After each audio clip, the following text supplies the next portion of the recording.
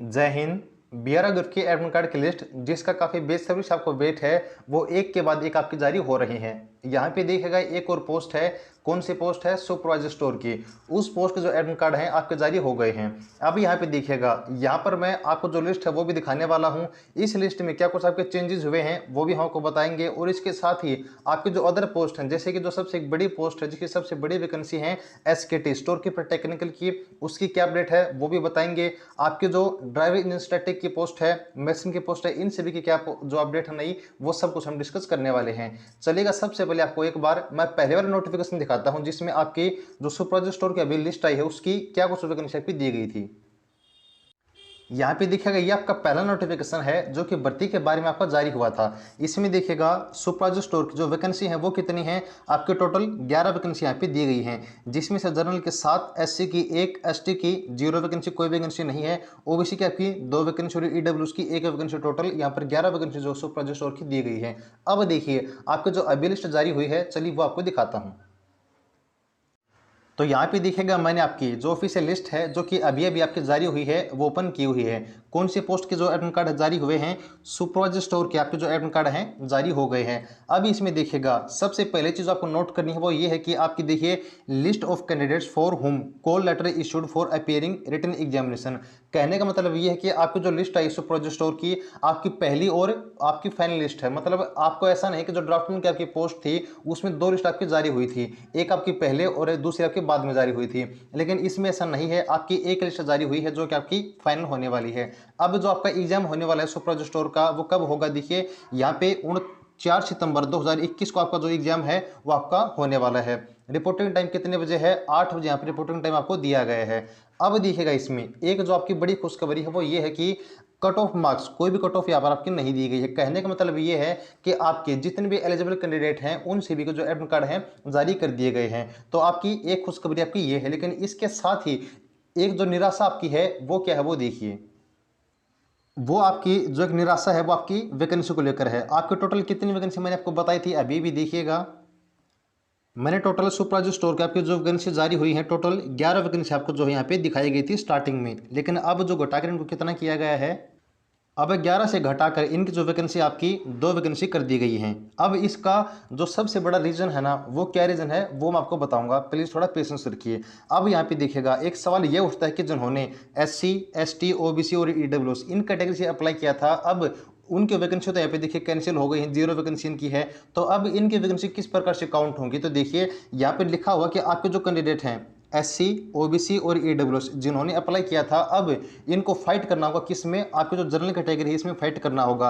अब इसमें एक चीज़ और आपको नोट करनी है कि आपके जो भी आपके रिलेक्सेशन मिलते हैं एससी, एसटी, ओबीसी, ईडब्ल्यूएस, यानी कि जो रिजर्व कैटेगरी होती हैं और जो इनको आपके रिलेक्सेशन मिलते हैं वो अब इनको नहीं मिलने वाले हैं। जो भी आपका क्राइटेरिया होता है जनरल कैटेगरी का, अब इन्हीं में इनको फाइट करना होगा।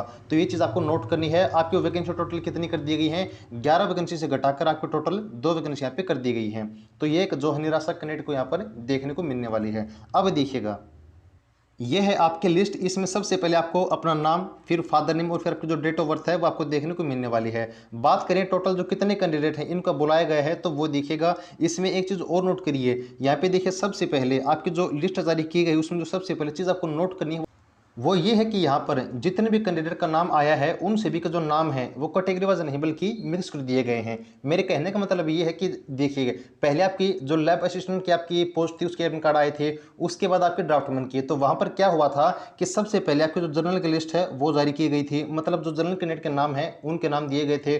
फिर आपके जो अदर कैटेगरी हैं एससी के अलग से नाम दिए गए थे, एसटी के अलग से और ओबीसी के अलग से। लेकिन यहाँ पे क्या हुआ है कि सबके जो आपके नाम हैं जितनी भी कैटेगरी हैं उन सभी के मिक्स कर दिए गए हैं। यहाँ पे देखिएगा सबसे पहले जो जनरल कैटेगरी कैंडिडेट हैं उनका नाम है, फिर उसके बाद ही जो एसटी कैटेगरी है, एससी कैटेगरी है, ईडब्ल्यूएस कैटेगरी है, उन सभी के नाम यहाँ पर दे दिए गए हैं। तो ये एक बड़ा जो चेंज है आपको इस पोस्ट में, इस लिस्ट में देखने को मिलने वाला है। बात करें टोटल कितने कैंडिडेट को बुलाया गया है, तो वो देखिए यहाँ पे टोटल जो आपके 68 जो 68 कैंडिडेट हैं वो यहाँ पर आपके बुलाए गए हैं। तो यहाँ पर हम लोग देख सकते हैं कि जितने भी कैंडिडेट का नाम यहाँ पर आया है वो उनको कैटेगरी वाइज नहीं दिया गया है, बल्कि जनरल के अगेंस्ट इनको जो वो काउंट किया गया है।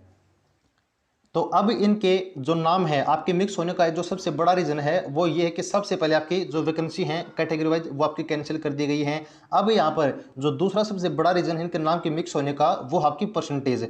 आपको पता है कि आपकी जो परसेंटेज होती है उसी के आधार पर ही आपके जो एडमिट कार्ड है बीआरओ ग्रुप आपके जारी करता है। तो यहाँ पर जिस किसी भी कैटेगरी के जो कैंडिडेट हैं उनकी जो परसेंटेज थी उन सभी के आधार पर ही जो कैंडिडेट हैं उनको यहाँ पर नंबर 1, 2, 3, 4 जो प्रीफरेंस आपको दी गई है और आपके जो एडमिट कार्ड है वो जारी किए गए हैं। तो अब देखिएगा, ये तो बात हो गई आपकी जो सुपरवाइजर स्टोर की है उसके बारे में डिटेल में मैंने आपको जो लिस्ट में जानकारी दी गई है वो आपको बता दी है। चलिएगा डॉक्यूमेंट के बारे में और आपको थोड़ी सी इन्फॉर्मेशन दे देता हूँ कि आपको जो आपका एग्जाम सेंटर पर जब आप जाएंगे तो उसमें कौन कौन से डॉक्यूमेंट आपको लेकर जाने हैं। सबसे पहले तो अगर आपका जो एडमिट कार्ड है मान लीजिए घर पर नहीं पहुंचता है, 0% चांस होते हैं ना पहुंचने के, लेकिन फिर भी अगर मान लीजिए किसी कारणवश आपका लेट हो जाता है तो आपको क्या करना है कि जिस डेट को आपका एग्जाम है उस टाइम आपको जो एडमिट कार्ड में आपका नाम आया है उसकी फोटोकॉपी प्लस में एक आपका ऑथेंटिक आइडेंटिटी प्रूफ आपको लेकर जाना है। वो कौन सा लेकर जाना है, अपना जो आधार कार्ड या फिर ड्राइविंग लाइसेंस है वो आपको लेकर जाना है। इसके अलावा देखिएगा आपके जो एडमिट कार्ड है 101% आपकी एग्जाम डेट से पहले ही आपके जो घर पर है वो पहुंच जाएंगे। अब देखिएगा डॉक्यूमेंट के बारे में। तो डॉक्यूमेंट में आपको सबसे पहले आपका जो ओरिजिनल आपका एडमिट कार्ड है जो आपके घर पर आएगा वो आपको लेकर जाना है। प्लस में आपको अपने चेहरे पर मास्क पहनकर जाना है, उसके बिना आपको एग्जाम सेंटर में एंट्री नहीं दी जाएगी। उसके बाद अपने हाथों में आपको दस्ताने हैंड ग्लोव्स पहनकर जाने हैं।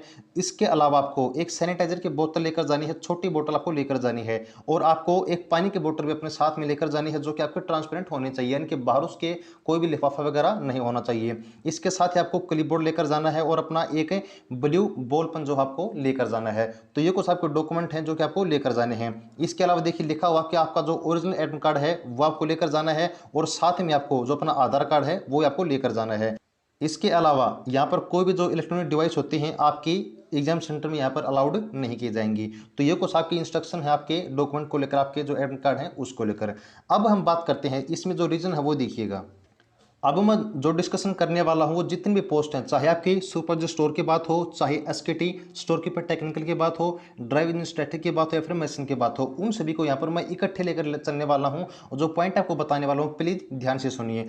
यहाँ पर जो सबसे बड़े चेंज आपको मिल रहे हैं वो सबसे बड़ा चेंज है आपकी कट ऑफ को लेकर। सबसे पहले आपकी लिस्ट आई थी लैब असिस्टेंट की, उसके बाद आपकी ड्राफ्टमैन की, और नंबर 3 आपकी सुपरवाइजर स्टोर की जो पोस्ट है उसके एडमिट कार्ड यहाँ पर जारी हो चुके हैं। लेकिन तीनों में आपको जो एक चीज़ है वो सेम देखने को मिली है। वो कौन सी चीज़ है आपकी, है ऑल एलिजिबल कैंडिडेट कोल्ड, यानी कि जो कट ऑफ है उसमें आपको कट ऑफ नहीं बताई गई है। आपको यह बताया गया कि जितने भी कैंडिडेट आपके एलिजिबल हैं उन सभी एडमिट कार्ड जारी कर दिए गए हैं। अब इसका रीजन क्या है? सबसे पहला रीजन तो यह है कि आपके जितने भी कैंडिडेट ने फॉर्म अप्लाई किया था उनके फॉर्म सही नहीं थे, इसीलिए आपके जो फॉर्म है ज़्यादा रिजेक्ट हो गए हैं और सभी के जो एडमिट कार्ड हैं वो जारी नहीं किए गए। लेकिन जो एलिजिबल कैंडिडेट हैं जिनका फॉर्म सही था उन सभी को जो एडमिट कार्ड हैं जारी कर दिए गए हैं।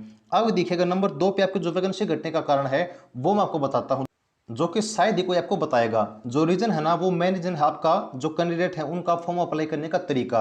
मान लीजिए आपकी जितनी पोस्ट हैं, टोटल कितनी पोस्ट हैं, 7 पोस्ट पर आपकी जो भर्ती है वो जारी हुई है। अब आपको पता कि रेडियो मैकेनिक की जो पोस्ट थी उसकी जो भर्ती है वो कैंसिल हो गई है, लेकिन जितने भी कैंडिडेट ने आपके अदर पोस्ट में अप्लाई किया है वहां पर फॉर्म फिल करने में बहुत ज्यादा गलती की है। आपको पता कि जो मेसन की पोस्ट है ना उसको लेकर क्या अपडेट है कि आपके जो फॉर्म अप्लाई हुए हैं वो कम अप्लाई हुए हैं, यानी कि फॉर्म तो अगर मान लीजिए ज्यादा अप्लाई हो गए होंगे लेकिन जिनका फॉर्म सही होना चाहिए था वो फॉर्म आपके कम है। तो वही चीज आपको देखने को मिलने वाली है आपके जो ड्राफ्टमैन की पोस्ट है और आपके जो सुपरवाइजर स्टोर की पोस्ट है, इसमें आपके जो फॉर्म है वो अप्लाई तो मान लीजिए ज्यादा हो गए होंगे लेकिन जो सही फॉर्म है वो उनका डाटा कम था और इसीलिए आपके जो पोस्ट है, हर एक पोस्ट जो बीआरओ ग्रुप को कैंसिल नहीं कर सकता।